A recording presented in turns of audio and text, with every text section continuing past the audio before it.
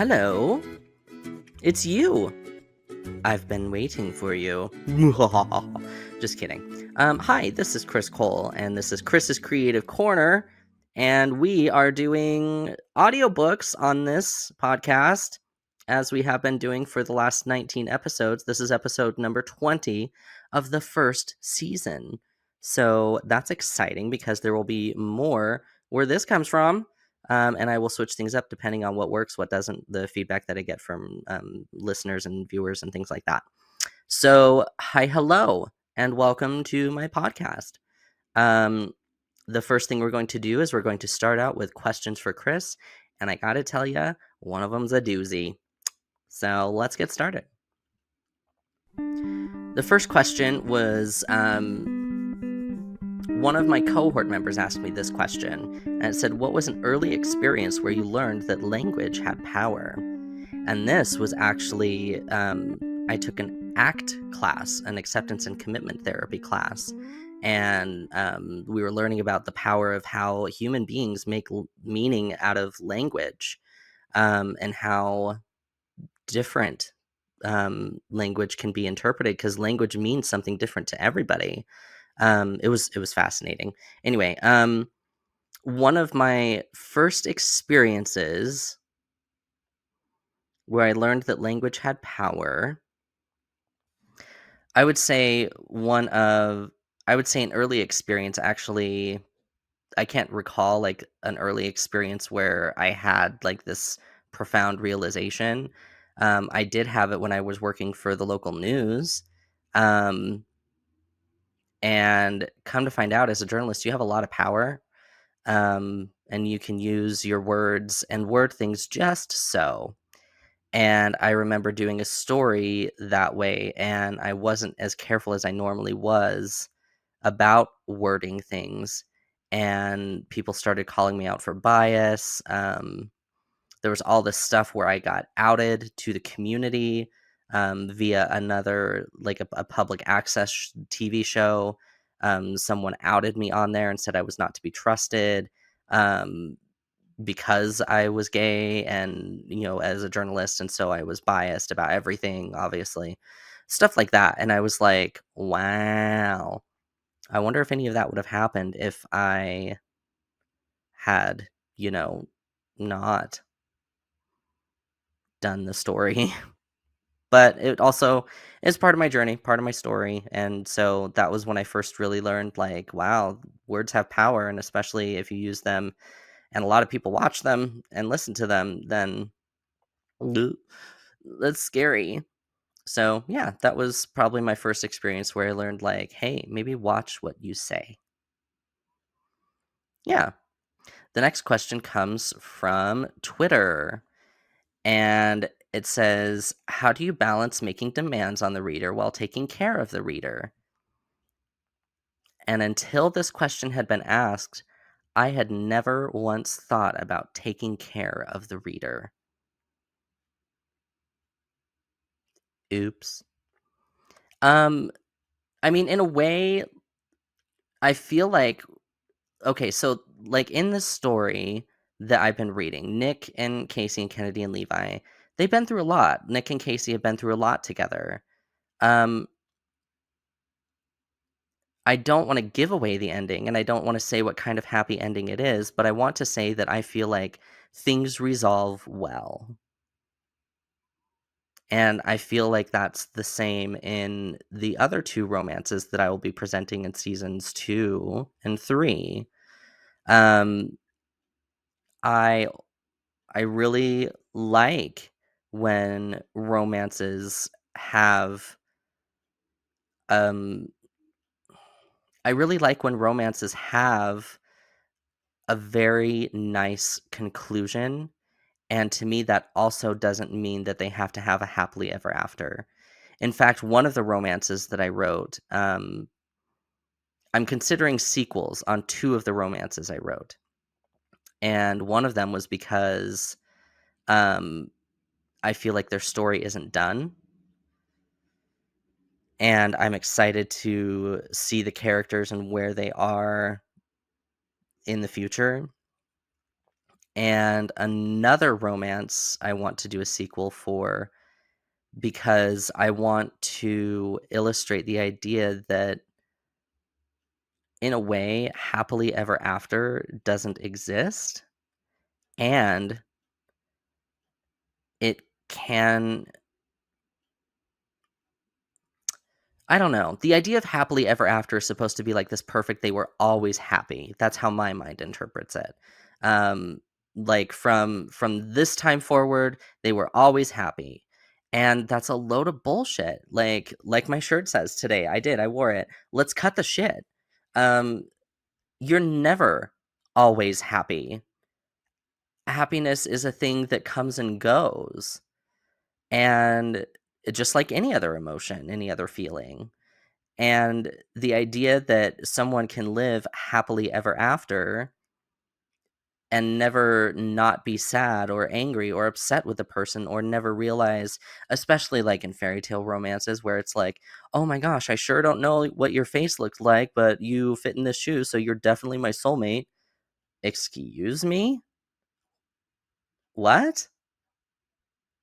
You don't remember your soulmate's eyes or face, but you remember that they fit into a glass slipper? Dude, are you okay? Um,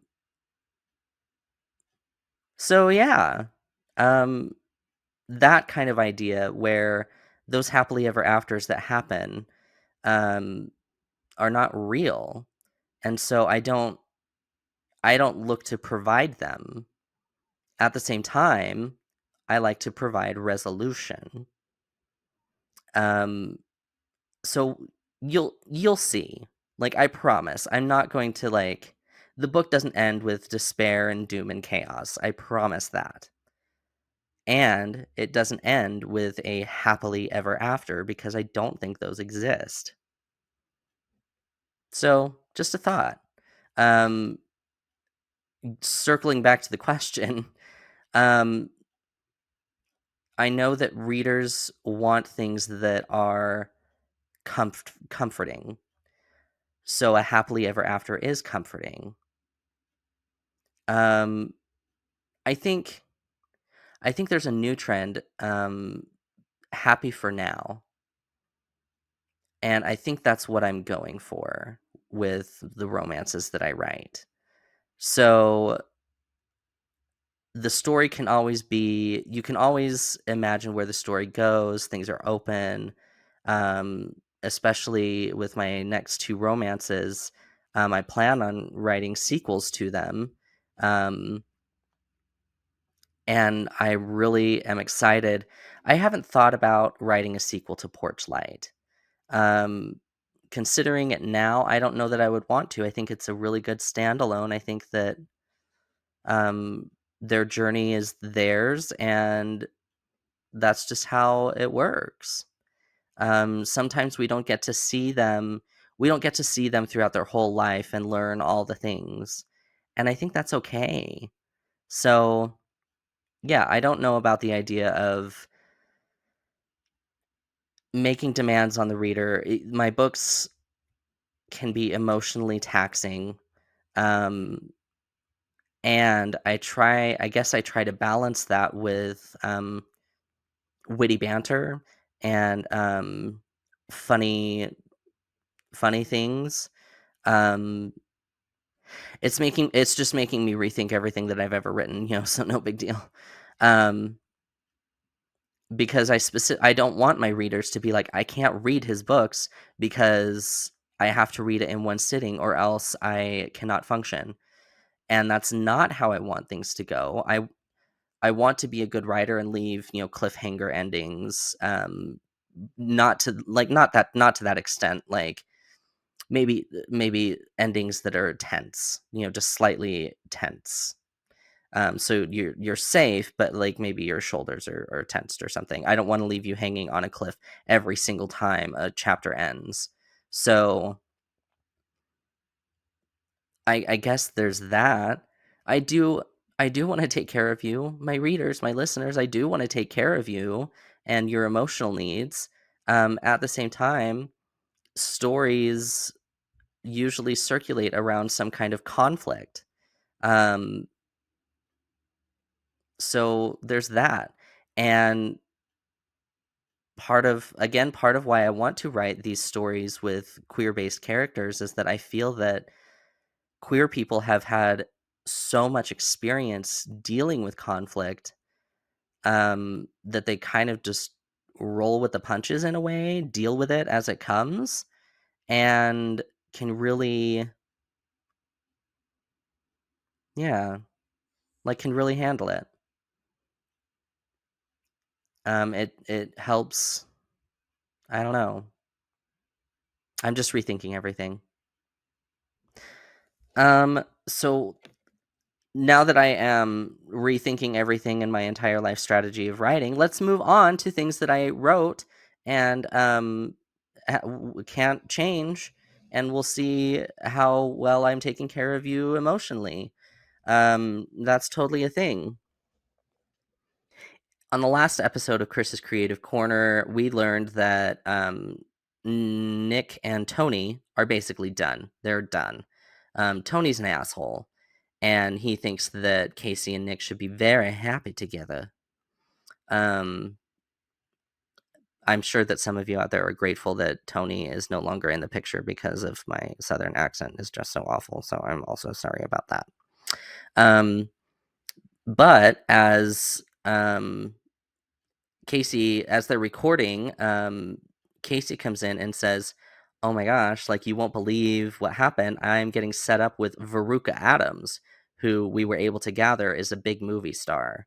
And Nick is like, "What the fuck?" And Casey's like, "What do you mean, what the fuck?" And Nick's like, "Well, I'm jealous, obviously." And Casey's like, "Oh, okay, well, that's, that's for that's your issue." And, that kind of thing. None of that actually was said. I'm just trying to give a summary of like, so Nick kind of argues and he's like, "Oh, publicity relationships are like the worst." And Casey's like, "Why are you wigging about this?" And Nick's like, "I'm totally not wigging, okay?"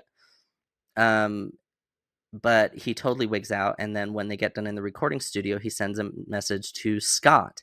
And we gather that Nick wants him in Nashville right now. And that's where we're picking up. Chapter 20, Last Minute Substitution. Scott was able to request time off a month in advance, so I was able to fly him to Nashville the second week of October. It was a nice little vacation for him. I felt bad I wasn't able to spend time with him as much as I wanted to, but the evenings were fun. As we started to get to know each other a little better, I started to develop strong feelings for him.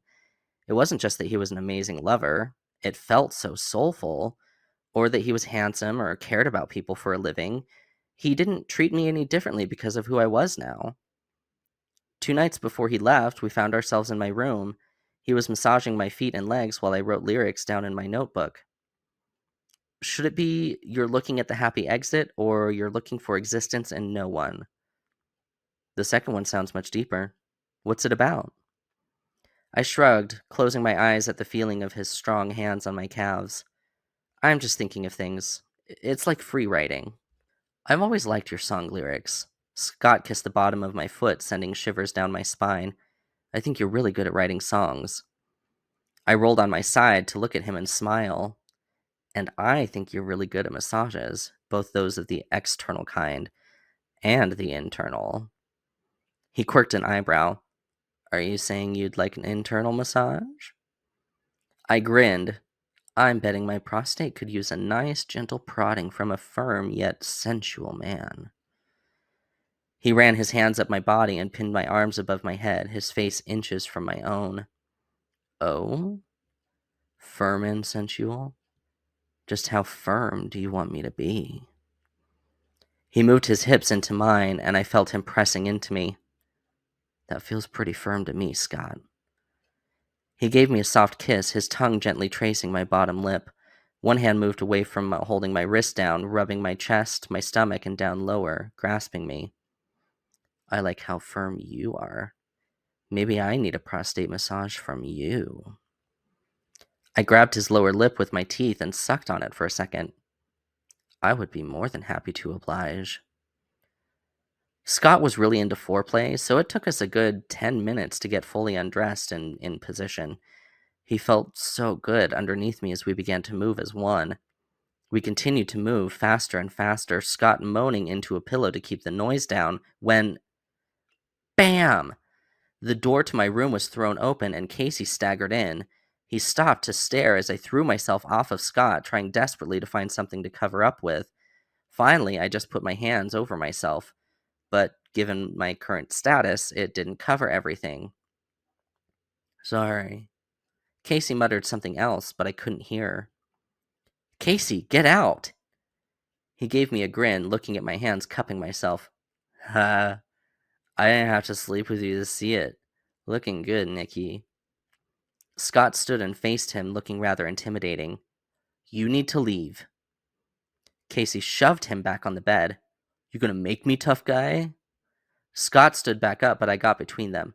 Scott, don't engage. And Casey, get out of my room. Go to your room. He stepped back. What if I want to watch?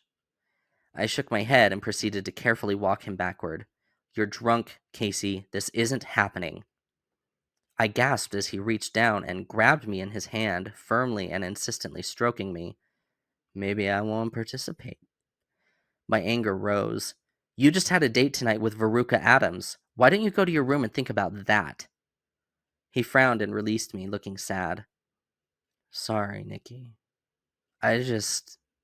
He trailed off, then planted a quick kiss on my lips. Good night. I stood for a moment, shocked, until Scott stepped behind me to close the door. What the hell? He looked at me. I thought he was done getting drunk like that. I mean, he kissed you and grabbed you. Is that normal? I sighed. The kissing thing, yes, but not the grabbing. He's never grabbed me before. Of course, I've never been naked in front of him before. I'm really tempted to go back in there and punch him in the face.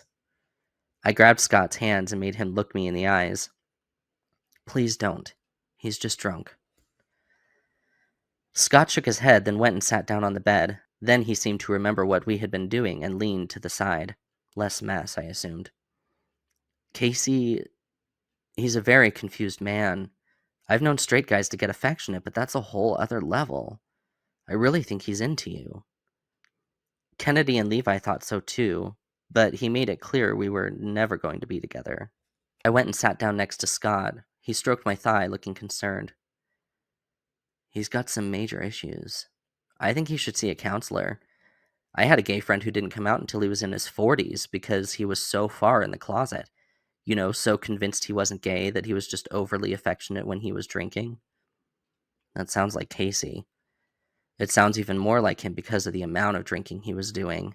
He was getting drunk all the time so he could get with guys and just blame it on being drunk.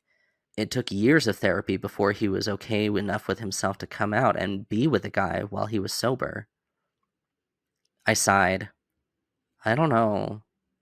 This whole thing has gotten really complicated since we made our first album. Like, I've gotten drunk and done stuff with Casey when he's been drunk, but I've only once done anything with him sober, and he didn't really remember. But ever since our fight, I just feel different about him. Scott looked at me with kind eyes. It's hard to fight with a person you're in love with. I clucked my tongue in protest. I really don't think Casey is in love with me. Maybe he lusts sometimes, but no, I mean you're in love with him. Scott's face was kind, but I could see the hurt behind it. All this time I'd thought about how I felt about Scott, but not how he felt about me. I folded my arms over my chest. No. I mean, maybe I used to be, but I really just feel differently. Like he's two different people. Drunk Casey really likes me and seems more like how I remember him. Sober Casey is... I don't know. Something's off and I don't really want to be around him like that. Which sounds horrible, right? I prefer my friend drunk, but he's the most genuine when he's been drinking. Most people are. Their inhibitions are gone. Clearly he has desires toward you. Maybe you should just drink with him and sleep with him to see what happens. I let out a sound of protest. I could never take advantage of him like that. Besides, I like being here with you. I don't need Casey to fill my needs in that way. He seemed suddenly small and vulnerable. So I'm not just a replacement for him? No. God, I wonder if he believed me. I wondered if I believed me. I didn't finish having sex, but proceeded to cuddle under the covers. I couldn't sleep easily, my mind wandering back to Casey. He had grabbed me. Maybe it was something I just needed to get out of my system? Same with him? I mean, I'd always thought he was cute, and he was my best friend, so I knew I liked his personality. Maybe sleeping with him was the answer. No, that's crazy talk. Scott's friend had his own experience. Casey was clearly struggling, and taking advantage of him by sleeping with him while drunk, something he didn't want to do when he was sober, was borderline rape. Or just plain rape. No, the answer was clear to me. If I was ever going to sleep with Casey, it was going to be while we were both sober and completely in our own heads. I couldn't, after I'd given him oral sex, his face, how he was, I could feel the guilt tearing me up inside. I could afford a counselor now. I had to stop once my parents dropped me from their insurance. I hadn't been for years, and with all these new developments, I clearly wasn't handling things well. And I needed to talk through some stuff. And talking to Casey about it wasn't going to do me any good, whether he was drunk or sober. Drunk Casey wanted to be with me. Sober Casey did not. He had his issues, but I couldn't address those. All I could do was address mine. After Scott went back to King and we continued recording the album, Casey fell more and more back into his old ways. He would drink as we recorded, staggering out of the studio at the end of the day. He had also taken to popping pills, though I had no idea where he got them from.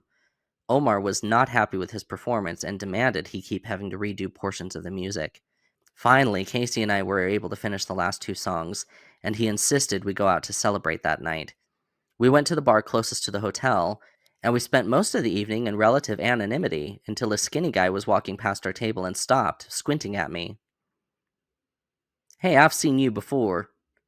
I shrugged. "Maybe you have." "You're in that band. You're the singer, the fag." Casey immediately heard and stood up, his stool sliding back into the wall. "Don't. He's so not worth our time."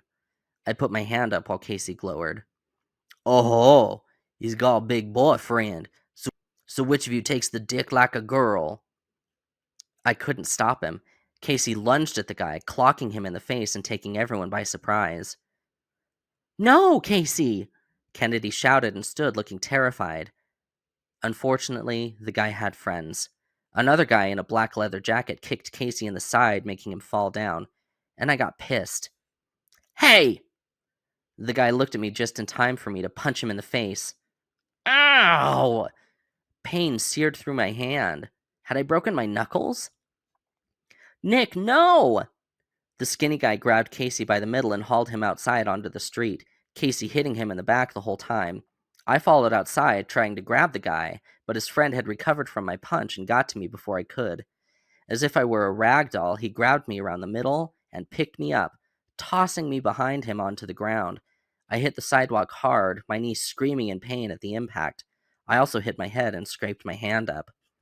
I heard shouting as I stood up and saw 2 guys pulling Casey and the other guy apart. I was seeing red. I'd never been so mad. I ran up behind the bigger guy and hit him with my forearm as hard as I could. But before he could react, strong hands snagged my arms and forced them behind my back. "That's enough. Just chill out, guy. Relax." "Motherfucker!" I shouted at the guy and realized he also had his hands behind his back. A cop was handcuffing him. I felt metal on my wrists and realized what was happening, like a bucket of ice poured on top of me. "Wait, they totally started it! We'll get all this figured out back at the station." I turned and saw Kennedy on the phone and Levi watching, eyes wide. "Wait! Casey! Casey!" I called to him as I watched him being put in the back of a police car. A few seconds later, I was put in the back with him, once the police figured out who was likely to not fight with who. The officer shoved my head down and pushed me into the car. I sat down, and the door slammed shut. It was silent as Casey and I looked at each other. "I really fucked up this time, didn't I, Nick?" I would say this is a we thing, considering we're in the car together. I didn't like hearing him say that to you. I scoffed. I've heard worse, Case. You really shouldn't have hit him. Yeah, well, too late now. Oh, shit. Veruca's gonna be pissed. Her agent will be too.